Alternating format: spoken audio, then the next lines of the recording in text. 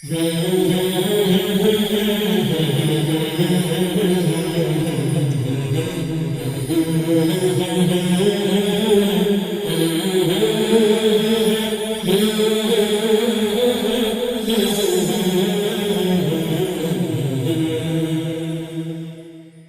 नाजरीन और ईमान अफरोज़ नात और बयान के बाद अब बारी है हमारे उस सेगमेंट की जिसका आप और हम सब इंतज़ार करते हैं, रमज़ान घराने की। और आज के हमारे इस रमज़ान घराने में कुछ स्पेशल है आप सबके लिए। और उस स्पेशल को बयान करने से पहले मैं चाहूँगा कि उन हमारे स्पेशल स्पॉन्सर्स का शुक्रिया अदा कर लूँ जो बहुत ख़ास है हमारे लिए, और आप सब तक, आपके घरों तक, आपके मोबाइल फ़ोन सेट तक और आपके टेलीविज़न सेट तक हमारी जो नशरियात आप तक पहुँच रही है, इनमें हमारे इन स्पॉन्सर्स ने हमारे इन करम फरमाओं ने बेइंतहा ताउन फरमाया है। उनमें हमारे टाइटल स्पॉन्सर अल जदीद प्रॉपर्टीज़, हमारे पावर्ड बाय स्पॉन्सर में समरीना builders and developers, okay state and builders, Rumi group builders and developers, थारा ग्रुप ऑफ कंपनीज़, तालू एसोसिएट और दीगर हमारे तमाम डायमंड, गोल्ड, सिल्वर और गिफ्ट एंड पार्टनर्स का दिल की गहराइयों से शुक्रिया जिन्होंने इस लाइव ट्रांसमिशन को आप सब तक पहुँचाने में हमारे साथ ताउन फरमाया। तो जी, मैं बात कर रहा था हमारे आज के स्पेशल घराना के मेहमानों की।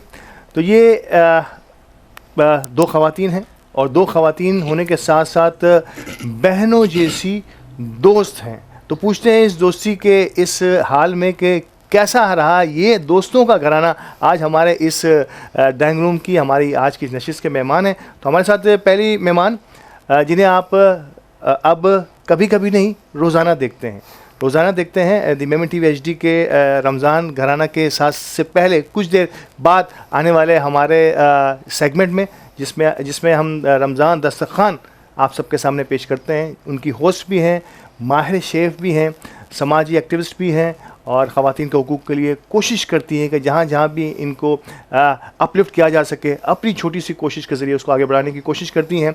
मेरीन मोटन है हमारे साथ। अस्सलाम वालेकुम मेरीन जी। वालेकुम अस्सलाम। मेरीन, बहुत शुक्रिया आज के इस प्रोग्राम को स्पेशल बनाने के लिए। स्पेशल इन सेल्फ के अब तक हमारे यहाँ खून के रिश्ते ही आते रहे कि जो है ना, बहन भाई आते रहे, माँ और बेटा आते रहे, हस्बैंड वाइफ भी आते रहे, लेकिन आज पहली मर्तबा मुझे ऐसा लग रहा है अल्हम्दुलिल्लाह बड़ा यूनिक सा हो गया आज का प्रोग्राम कि आज आप दो इंतहाई गहरी दोस्तें जो है घराने की सूरत में हमारे साथ मौजूद हैं। बिल्कुल ऐसा ही है और वो बाज़ लोगों को ऐसा ही लगता है कि हम लोग बहनें हैं, और ये आज के बाद ये राज खुल गया है कि ये बहनें नहीं हैं लेकिन बहनों जैसी गहरी दोस्तें हैं। इनकी दूसरी दोस्त हमारे साथ जो मौजूद हैं, ये भी मैंने भी हमेशा इनको मेरीन के साथ देखा और साथ साथ पाया जब से मैं मेरीन को जानता हूँ।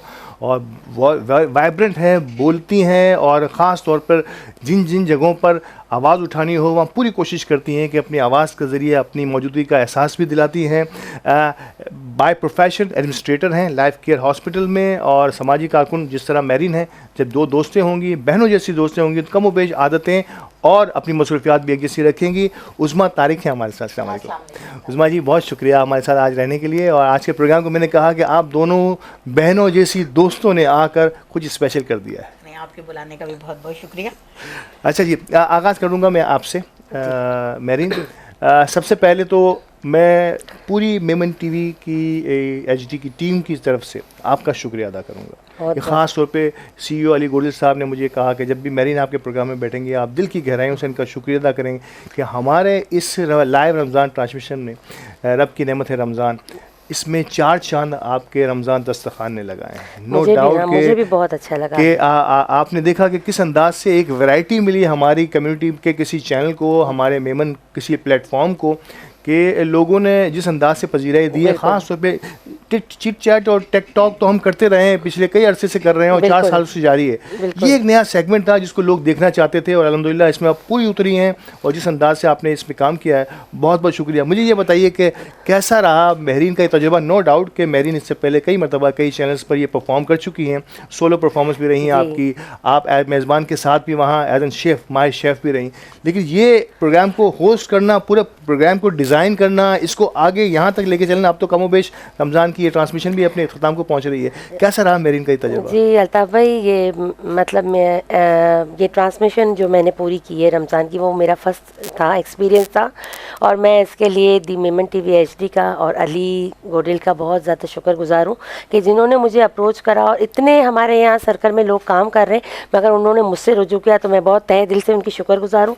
और मुझे दी मेमन टीवी एचडी में आकर ये ट्रांसमिशन करके बहुत ही अच्छा लगा, मेरे लिए नया एक्सपीरियंस था। मुझे बहुत लोगों के मैसेजेस आए, बहुत लोग मुझे कॉल करते थे कि आप आगे इस चीज़ को आगे लेके ज़रूर चलिएगा। जैसे मैं अपने साथ होम शेफ्स को भी बहुत सारे सेगमेंट में मैंने रखा है उनको, तो उन लोगों की बड़ी पसीर आई हुई, वो लोग बड़े खुश हुए कि आपने मतलब हमें अपने साथ रखा, तो हमें भी आगे बढ़ने का मौका मिला।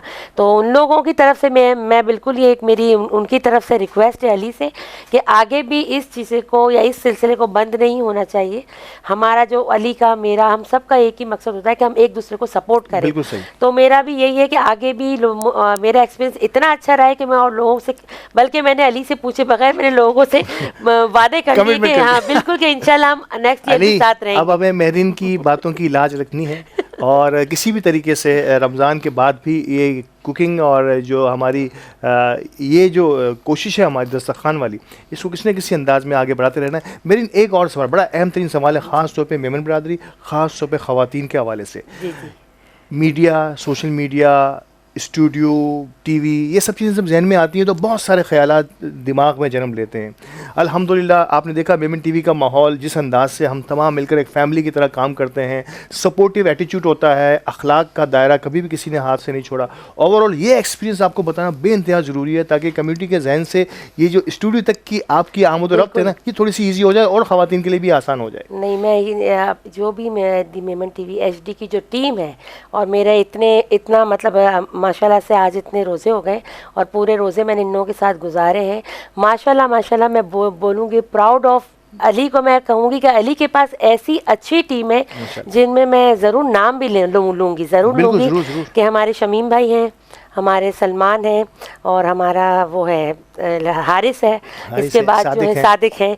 माशाल्लाह ये लोग ऐसे हैं, इन लोग और एक बच्चा जो है फरमान, उसका भी मैं ज़रूर नाम लेना चाहूँगी। इन लोगों ने मुझे इतनी रिस्पेक्ट दी कि मुझे यहाँ आने में झिझक महसूस नहीं हो रही थी कि मुझे ऐसा लग रहा था कि मेरे कोई सब जान पहचान वाले एक फैमिली के ही लोग हैं। तो भाई अली का बहुत वो है कि अली ने इतनी अच्छी टीम तैयार करके रखी, और ख़ासकर आप भी इस टीम का हिस्सा हैं। तो माशाल्लाह से आपका सारे सेगमेंट में मैंने आपको देखा, और जो गाहे बगाहे हमारी मुलाकात भी यहाँ पर रही, तो मुझे बिल्कुल भी ऐसा फील नहीं हुआ, मुझे ऐसा ही लगा कि मैं अपनी फैमिली में ही हूँ। क्या बात है। और ये फैमिली इन्वायरमेंट दी मेमन टीवी एचडी की पहली कोशिश होती है कि हमारे यहाँ जितने भी लोग आएँ, क्योंकि ख़वातीन के लिए मीडिया, सोशल मीडिया तक आना को बहुत आसान नहीं है। ख़ास तौर पर अगर मैं मेमन कम्युनिटी की बात करूँ तो ये मेरिन, मेरा ख्याल है कि ये पहला तोहफ़ा दे रही हैं अपनी सूरत में, और एक रास्ता बनाया है आगे आने वाली ख़वातीन के लिए कि वो भी किसी भी चैनल का, किसी भी अच्छे चैनल का जहाँ पर लोग और टीम अच्छी हो, सपोर्टिव टीम हो, वहाँ काम कर सकती है। और मेमन टीवी का प्लेटफॉर्म जो है वो तो कमोबेश तमाम ही ख़वातीन के लिए, कम्युनिटी या नॉन कम्युनिटी ख़वातीन के लिए हमेशा से हाजिर रहा है।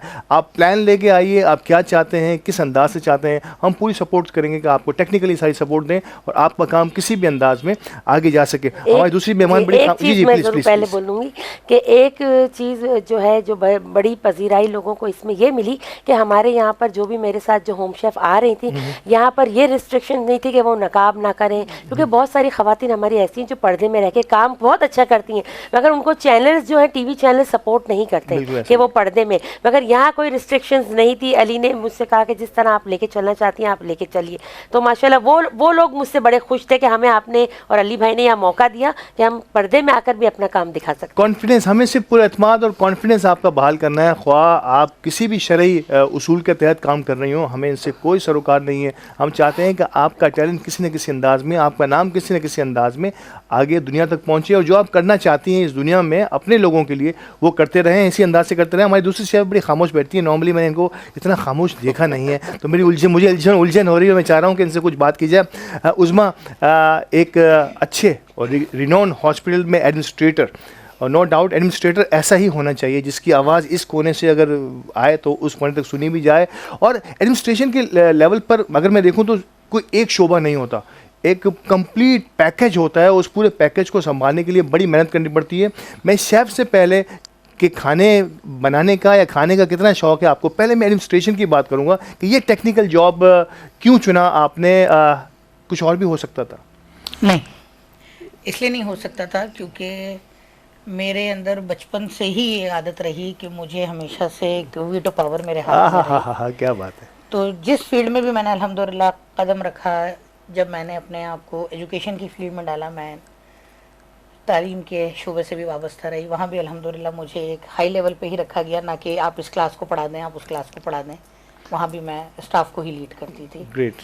फिर मैं एडवर्टाइजिंग फर्म में मैंने काम किया, वहाँ भी मैंने स्टाफ को ही लीड किया, क्योंकि अल्ताफ़ भाई शायद शुरू से ही मेरे अंदर एक लीडरशिप ये क्वालिटी शुरू से और नो थी डाउट, और बचपन से थी कि मेरे कजन्स में, मेरी फैमिली में, मेरे घर के अंदर, क्योंकि मेरे कोई बहन भाई नहीं है और मेरे फादर की डेथ मैं बहुत छोटी थी तब हो गई थी। I was in class 7th जब मेरे फादर की डेथ हुई। उसके बाद से ही शायद मेरी मदर का भी मुझे ये सपोर्ट रहा कि उन्होंने हर चीज़ की कमांड मेरे हाथ में दे दी, और बहुत छोटी सी उम्र में मुझ पर इतनी जिम्मेदारियां आ गई। और जब मैंने बहुत छोटी उम्र में ही सोसाइटी को फेस करना शुरू किया, तो अगर मैं अपने लिए ही अल्फाज कहूँ कि मैंने खुद ही एक भूखी शेरनी की तरह जीना शुरू कर दिया। ये बड़ा इंपॉर्टेंट है नाज़रीन।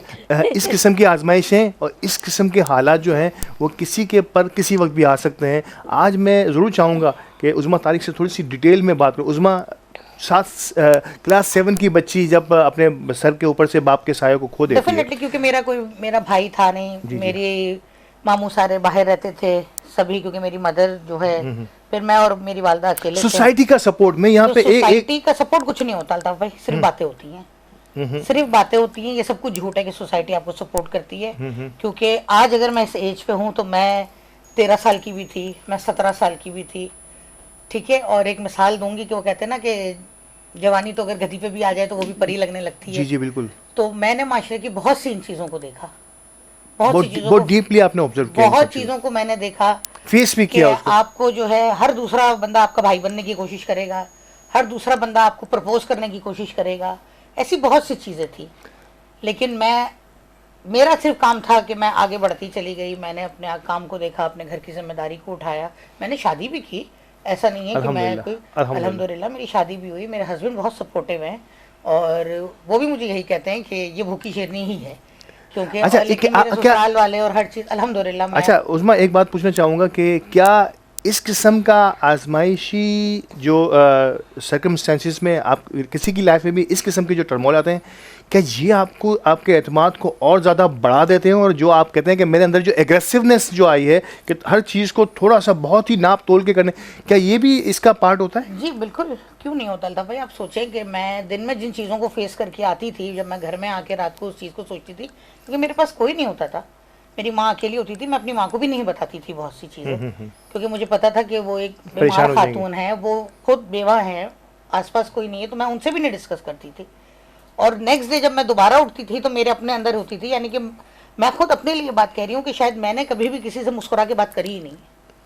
मेरे एक होता है कि मेरे माथे पे बल रहते हैं, मैं सिर्फ ये अपनी फ्रेंड के साथ हूँ, अपने फ्रेंड सर्कल में हूँ, तहाँ तो मेरा हंसना बोलना गाना सब चलता है। अदरवाइज मैं कहीं भी हूँ तो मेरे चेहरे पे मतलब एक सख्ती होती है। और ये सख्ती आपने जानबूझ के अपने चेहरे पे उस वक्त लाई थी जब आपको जरूरत थी इसकी, और अभी आपकी आदत बन गई है? अब तो भाई मुझे लगता है कि अब तो शायद कोई मुस्कुराने की भी बात हो ना, तो मैं अपनी तो बातों पे शायद मुस्कुरा दूंगी या लोग हंस देंगे, लेकिन मुझे लोगों की बात पे इतनी जल्दी मुस्कुराहट मेरी आती नहीं। नाज़रीन कराम, बड़ी दिलचस्प गुफ्तगू। मैं कह रहा हूँ ये गुफ्तगू सीखने के लायक है उन तमाम बच्चियों के लिए, उन तमाम मेरी बहनों के लिए, बेटियों के लिए, जो किसी न किसी अंदाज में इसी सोसाइटी का पार्ट है हम लोग सब।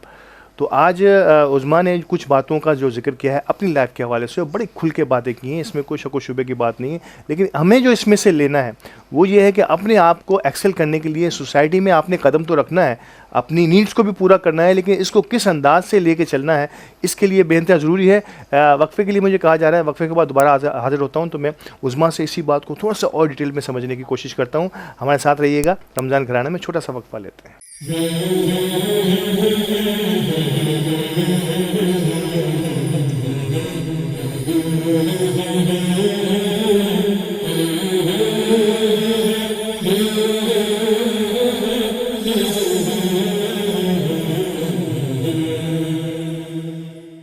खुशामदीद नाज़रीन, रमज़ान घराना में आज हमारे साथ मौजूद है मेरीन मोर्टन और उज़मा तारिक। वक्फे पे जाने से पहले उज़मा तारिक से बड़े इंपॉर्टेंट और बड़े सब्जेक्टिव मौजू पर गुफ्तगू हो रही थी कि हमारी बच्चियों को सोसाइटी में कदम रखना है, प्रैक्टिकली लाइफ का आगाज़ करना हो या प्रैक्टिकल लाइफ में मौजूद हो तो अपने बिहेवियर को किस लेवल पर रखना होगा। उसमें क्या मशवरा देना चाहेंगी हमारी बच्चियों को अगर वो वर्किंग वुमेन के तौर पर काम करती है। अल्हम्दुलिल्लाह आगे जाके लग ऐसे रहा है कि दुनिया इस तरह रुकने वाली नहीं है, अब ख़वातीन घर में नहीं बैठेंगी, उनको किसी न किसी अंदाज में अपना रोल प्ले करना होगा फैमिली के लिए, सोसाइटी के लिए।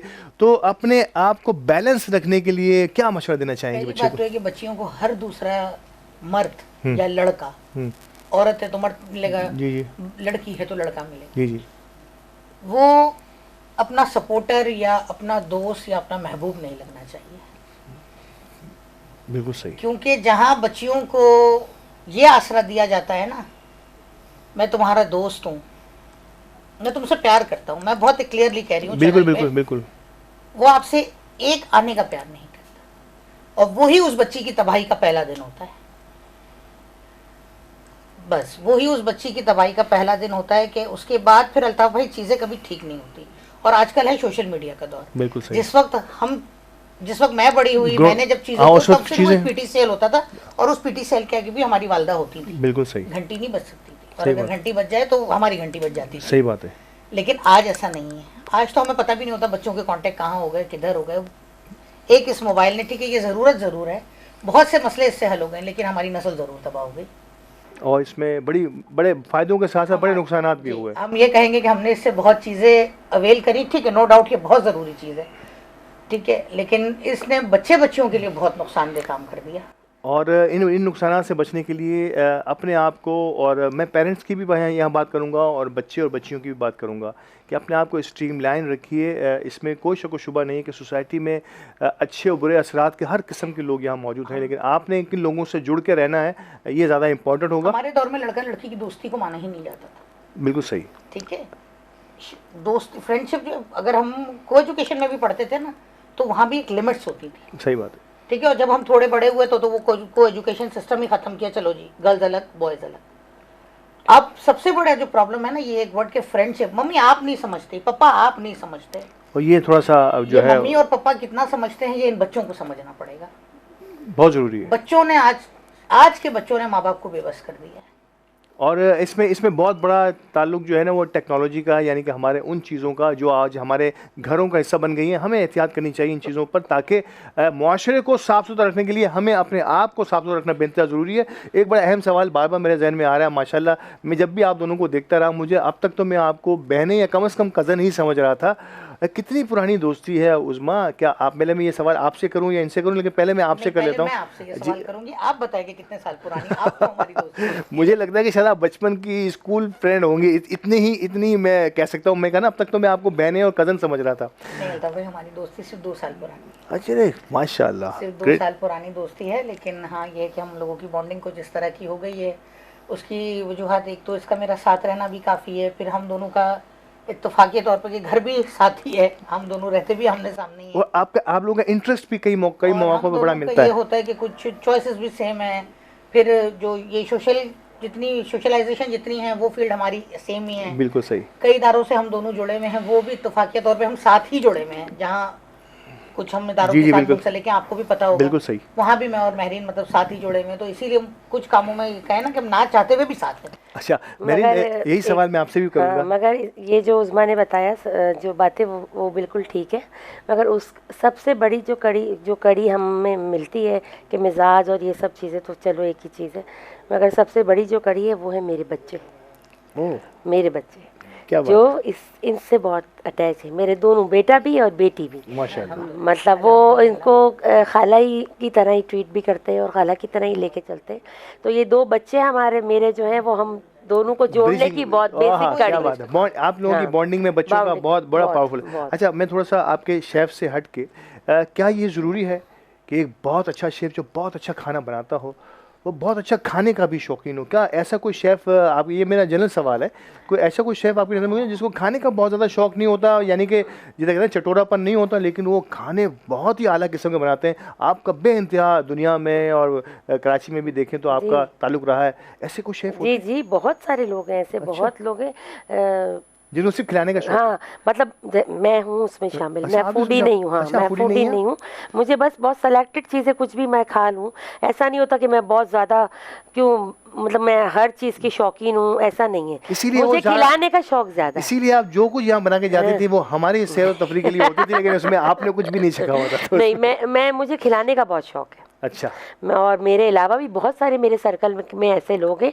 आप देखिएगा मेजॉरिटी जो शेफ्स होंगे या जो कुकिंग फील्ड से होंगे, उनको खुद को खाने का शौक इतना नहीं होगा। अच्छा, मेजॉरिटी, जहाँ तक मेरा जो तजुर्बा आपका तजुर्बा ये हाँ, है कि कि मैक्सिमम लोगों को जो है वो बनाने का, नए शौक तजुर्बात करने का, शौक लोगों को ज़्यादा है। खिलाने का, लोगों से दाद वसूल करना है, वो ठीक है, हाँ। लेकिन उसी में उनका पेट भर जाता है। लेकिन उनको खाने में को बहुत ज़्यादा सिलेक्टेड नहीं होता, जो मिल गया वो आसानी से खा लिया। एक और बात जो मुझे इससे पहले भी आपसे एक मरतबा बात हुई कि आप जो है बर्मी ज़बान में, हमारी एक मेहमान आई थी और आपने उसमें बर्मी ज़बान में आपने उनसे बात की थी। फिर उस वक्त मैंने आपसे कुछ पूछा था तो मुझे पता चला था कि आपकी शादी बर्मा में हुई थी और फिर आप बर्मा में एक अरसा रही हैं। थोड़ी सी ये स्टोरी भी अगर मुझे मिल जाए तो मैं ऐड ऑन कर लूँ और कुछ मैसेज भी देना चाहूँ तो आपके ससुराल को, अगर बर्मा में है तो।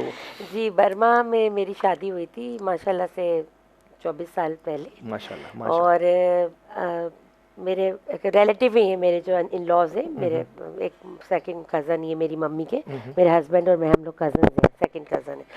तो बर्मा में शादी हुई और मैं यहाँ पर थी पाकिस्तान में। तो मेरा बड़ा एक अकलौती मैं बेटी थी, तो मैं बड़ी यहाँ पे लाड में रही हुई थी। कुकिंग मगर मैं करती थी बचपन से। हाँ, क्योंकि मेरे फादर को मेरे हाथ की ही रोटियाँ खानी होती थी। तो वो किस एज में पहली रोटी बना ली थी मेरी? किस एज में? I think 12 years. 12 साल में एक गोल रोटी बन गई गोल, थी वो गोल नहीं बनी थी मगर मैं इतनी शार्प थी, मैं शार्प इतनी थी कि वो फिर मैं, क्योंकि मेरे अब्बा को खानी होती थी तो मुझे होता था कि मैं अपने अब्बा के सामने कोई अच्छी सी रखूं। तो वो मैंने फिर उसको ऐसे ढक्कन से कटर करके और उसको, अरे क्या बात है, टेढ़ी मेढ़ी बना के फिर ढक्कन से उसको कट करके उसको पूरा गोल बना दिया।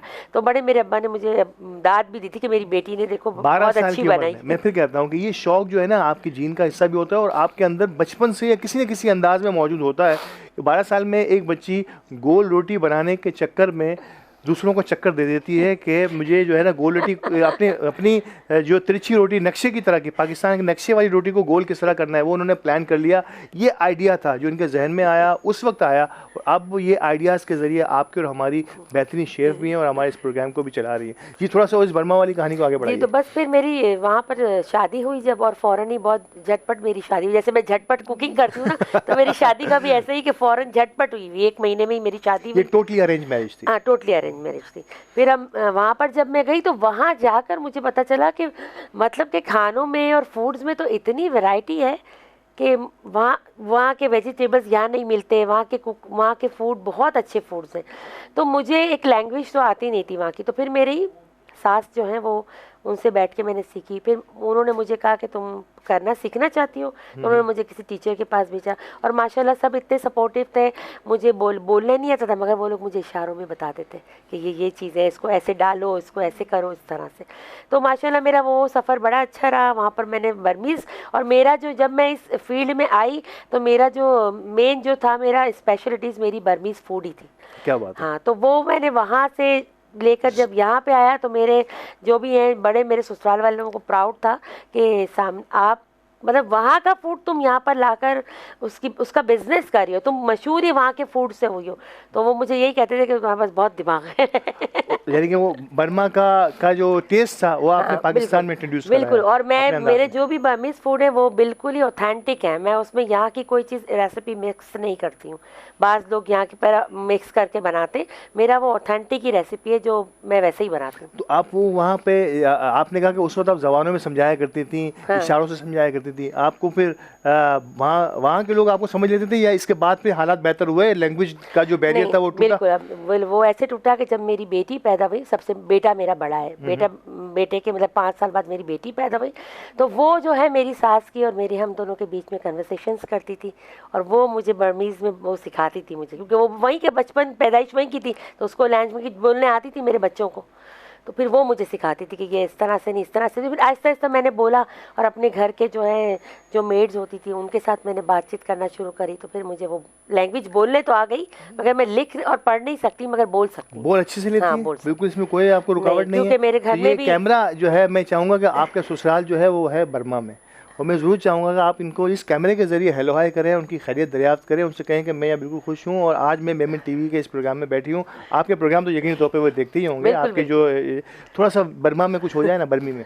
अस्सलाम वालेकुम अफे नेकावला बालो ने रे नी तमी है अगू में दी मेमन है एचडी टीवी में ठाई नहीं रे ठाई भी यो जगह पे नहीं रे अल्ताफ बयानी ने उज़मा तारीखी। अस्सलाम वालेकुम। तो जी नाज़रीन, आपने सुना कि अब हमने इसको इंटरनेशनल चैनल बनाने की पूरी कोशिश की। गुज़िश्ता दिनों हमारे एक मेहमान ने टर्किश ज़बान में टर्किश के तमाम लोगों को खुशामदीद भी कहा और अपनी मेमन टीवी में मौजूदगी का एहसास भी दिलाया था, और उसको टर्की तक में लोगों ने देखा भी और पसंद भी किया। आपने भी देखे होंगे उसके बहुत सारे कमेंट्स। तो आज ये बर्मा तक ही पहुँचा है और इंशाल्लाह हम बहुत जल्द जो है वो दुनिया के कई ममालिक तक जो है इसी अंदाज से मुख्तलिफ मेहमानों के ज़रिए पहुँचने की कोशिश करेंगे। लास्ट बट नॉट लीस्ट, आखिरी 2-3 मिनट है मेरे पास, मैं चाहूँगा इसमें फाइनली कुछ सोशल वर्किंग आप लोगों का बड़ा पैशन रहा है आप दोनों का, और हमेशा किसी भी सोशल गैदरिंग में ख़ास तौर पे जहाँ ख़वातीन का जिक्र हो रहा हो, ख़वातीन को के कैरियर को, ख़वातीन की काउंसलिंग को अपलिफ्टिंग करने की ज़रूरत हो, तो एक एज एन सीनियर घर गृहस्थी का समझने वाली, अपने प्रोफेशन को भी ध्यान रखने वाली वर्किंग वुमेन, आज की नई बच्चियों के लिए ख़ास तौर पे जिनकी नई नई शादी होने वाली है या हुई है या अभी अर्ली डेज हैं, 2-4 साल हुए हैं, उनको घर गृहस्थी में अपने आप को बैलेंस करने के लिए, क्योंकि आजकल मसाइल आपकी और हमारी निगाहों में आते रहते हैं कि बच्चियां जो है, अब उसमें कसूर यकीनी तौर पर सिर्फ बच्चियों का नहीं हो सकता, लेकिन अपने आप को बैलेंस रखने के लिए अल्हम्दुलिल्लाह दोनों ही आप सीनियर फैमिली की तरह को हैंडल कर रही हैं। कैसे क्या मशवरा देना चाहेंगे? एक तो अल्ताफ यानी मेरा एक ग्रुप है वुमेंस कॉर्नर बाय महरीन मोटन, जो एंटरप्रेन्योर को लेकर चलता है, और उसको लेकर मैं बहुत काम करी हूँ। उसमें मेरी टीम में उज़मा है, वो जो मेरे साथ इस ग्रुप को देखती हैं। अच्छा, मेरा ग्रुप में और मेरे लिए जो सबसे बड़े जो ज़्यादातर आते हैं लेडीज़ के मसले मसाइल जो बहुत आते हैं कि यंगर भी होती हैं, उसमें एजड भी होती हैं, कि काम करने का जज्बा बहुत है, माली परेशानी है, हम कर नहीं सकते, पैसों की कमी है, ये सब चीज़ें होती हैं। तो उनको मैं एक एडवाइस अपनी तरफ से बताती हूँ कि आप इस तरह काम को लेकर शुरू करो और इस तरीके से करो। कुछ लड़कियाँ होती हैं जो कहती हैं कि हम करते हैं, हमारा हस्बैंड साथ देता है, घर में सास नहीं साथ देती कि हम काम करें ना घर में बैठ के। मैंने उनको एक एडवाइस ये दी कि सास को साथ मिला लो, अपनी सास से मशवरे करो, उनसे पूछो कि मम्मा मैं ये कर रही हूँ, तो वो खुद जब तुम्हारे साथ इन्वॉल्व हो जाएंगी तो तुम्हारा काम करना इजी हो जाएगा, आसान हो जाएगा। और जो यंगर जो बच्चियाँ होती हैं उनके लिए, मेरे लिए, मैं यही उनको एक मशवरा देती हूँ हमेशा कि जब आप नई एक जगह पर जाते हो तो आपको थोड़ा सा टाइम दो, अपने रिश्तों को थोड़ा सा टाइम दो। वहाँ जब रिश्तों में आप टाइम दोगी तो आपको पता चलेगा कि सामने वालों की क्या डिमांड्स है, वो लोग एक्सपेक्टेशंस रखते हैं अपनी नई आने वाली बहू से। तो आप जब उनको टाइम दोगी तो आपकी सारे जो रिश्ते खुद ही जो है वो सही होते चले जाएंगे। और बच्चियों के लिए मेरा ये है, माँ बाप को मैं ये राय ज़रूर मशवरा दूंगी कि बच्चियों को बहुत छोटी उम्र में शादी ना करें। उनको जिस रिश्ते में आप बांध रहे हैं उनको उस रिश्ते को समझने पहले दें।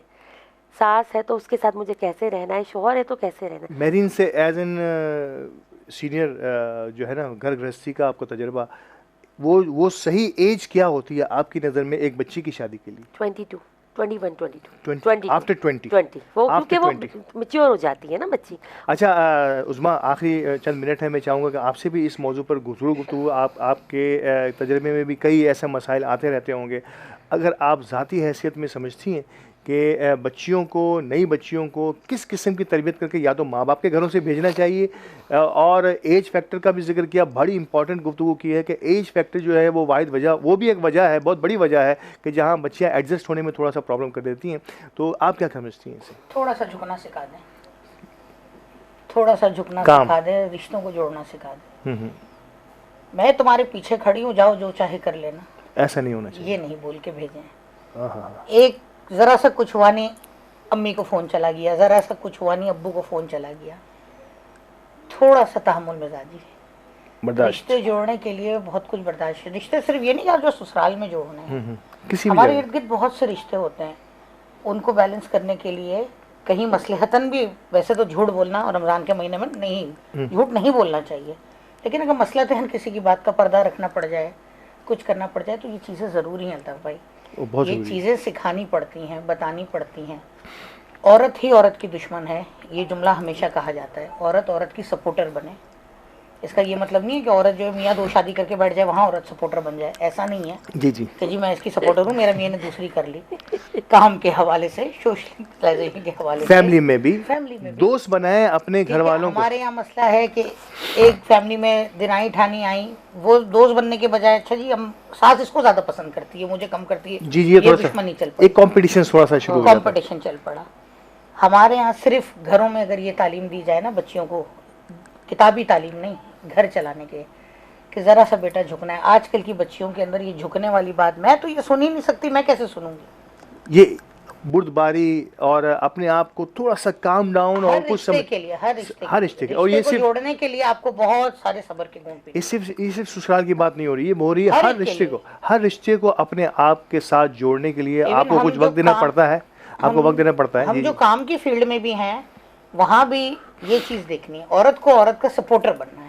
और इसी सपोर्ट के साथ आज ये दो बहनें हमारे साथ मौजूद थीं, और सपोर्ट का जो माहौल देखा कि अल्हम्दुलिल्लाह इनकी मेंटल और ज़हनी हम आहंगी भी है, और अल्हम्दुलिल्लाह अपने काम के साथ भी दोनों एक साथ जुड़ी हुई हैं। बहुत शुक्रिया मेरीन, आपका वक्त कम है, लेकिन आइंदा किसी प्रोग्राम में जब दोबारा से आपका कोई ना कोई दस्तरखान का आगाज़ होगा मेमन टीवी पे, तो आपसे मज़ीद चिट-चैट भी होती रहेगी। इंशाल्लाह। उज़मा, आपका बहुत शुक्रिया हमारे साथ रहने के लिए, आपकी कीमती गुफ्तगू आज बहुत सारे लोगों के लिए बहुत कुछ सीखने के लिए गई होंगी। नाज़रीन, रमज़ान घराना का वक्त ख़त्म होता है, और अब कुछ ही देर में मेरीन का जो है वो दस्तरखान का टाइम भी हो रहा है, तो रमज़ान दस्तरखान में मुलाकात होगी आपसे। तब तक के लिए इजाज़त दीजिए, अल्लाह ने के बाद।